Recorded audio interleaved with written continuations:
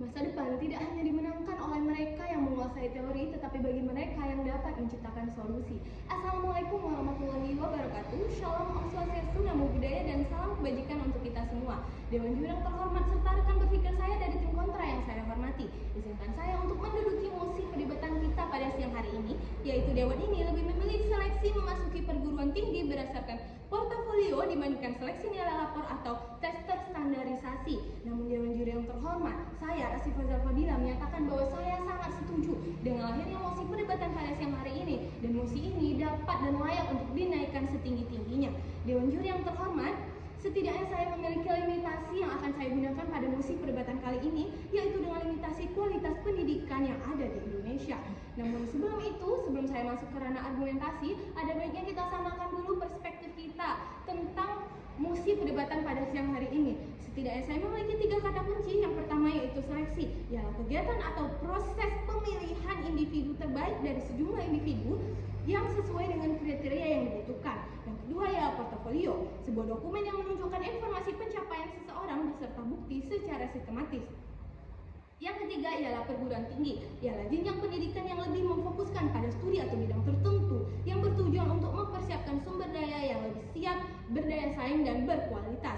Namun Dewan Juri yang terhormat, sebelum itu mari melihat ke belakang dulu. Latar belakang kenapa mosi perdebatan pada siang hari ini lahir. Diketahui bahwa saat ini Indonesia masih menerapkan sistem terstandarisasi dan tertulis yang dijadikan syarat untuk memasuki perguruan tinggi seperti UTBK dan tes mandiri serta tes lainnya. Tetapi sayangnya Dewan Juri yang terhormat, tidak semua berbuat jujur pada tes tersebut, sehingga hal ini memicu terjadinya kecurangan-kecurangan yang disebabkan oleh oknum-oknum yang tidak bertanggung jawab untuk memasuki perguruan tertentu. Dewan Juri yang terhormat, sehingga rasanya tidak adil sekali pada saat yang berbuat curang itu malah menang dibandingkan dengan orang yang real atau nyata memiliki prestasi-prestasi yang mungkin dibutuhkan oleh universitasnya itu sendiri. Dewan Juri yang terhormat, di sisi lain nilai rapor banyak disetting dan terstandarisasi dari sekolah. Hal ini juga memicu dampak mengapa banyak yang berbuat kecurangan demi memenuhi standarisasi masuk perguruan tinggi yang ada di Indonesia. Namun Dewan Juri yang terhormat, di sisi lain dari pasca terjadinya kecurangan itu, angka pengangguran menunjukkan 7,28 juta orang sarjana atau diploma menganggur pasca terjadinya kecurangan itu. Dewan Juri yang terhormat, ini membuktikan adanya kesalahan dari sistem pemilihan dan kelulusan dari jurusan tersebut, sehingga menciptakan kualitas yang tidak sesuai dengan apa yang seharusnya dibutuhkan di dunia kerja. Landasan hukum yang saya gunakan adalah Undang-Undang Nomor 12 Tahun 2012 tentang pendidikan tinggi yang menegaskan bahwa pendidikan tinggi bertujuan untuk menghasilkan lulusan berkualitas dan berdaya saing yang akan memiliki relevan sesuai dengan argumentasi yang saya sampaikan. Dewan Juri yang terhormat, terdapat beberapa argumen yang saya miliki kenapa saya pro terhadap mosi perdebatan kita pada siang hari ini, yaitu yang pertama, menghasilkan kualitas sumber daya manusia yang baik.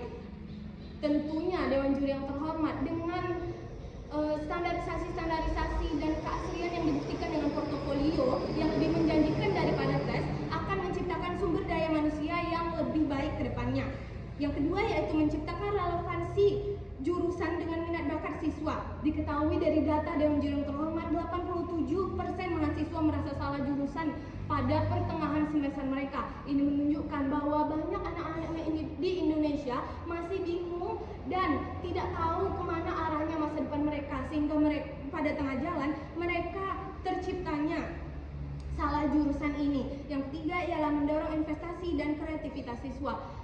Dengan portofolio lebih dibuktikan lagi dengan tes terstandarisasi. Apakah kita hanya bisa menciptakan dan menilai kualitas seseorang hanya dengan nilai lapor atau tes tertulis yang dilakukan hanya 3 jam dibandingkan proses mereka selama 3 tahun melakukan pelajaran dan proses-proses pembelajaran lainnya di sekolah? Tentu tidak, Dewan Juri yang terhormat. Dengan itu saya menyatakan bahwa saya memiliki mekanisme, yaitu pertama menerima prestasi yang sudah terkurasi oleh Perpusnas, dan yang kedua prestasi portofolio yang terlegalisir sekolah, sehingga sertifikat dan prestasi lebih terakurasi sehingga dapat menjawab ketakutan dari tim kontra apabila adanya kecurangan dalam sertifikat. Dewan Juri yang terhormat, dengan ini saya menyatakan bahwa saya setuju dengan lahirnya mosi perdebatan pada siang hari ini, dan mosi ini dapat dan layak dinaikkan setinggi-tingginya. Assalamualaikum warahmatullahi wabarakatuh.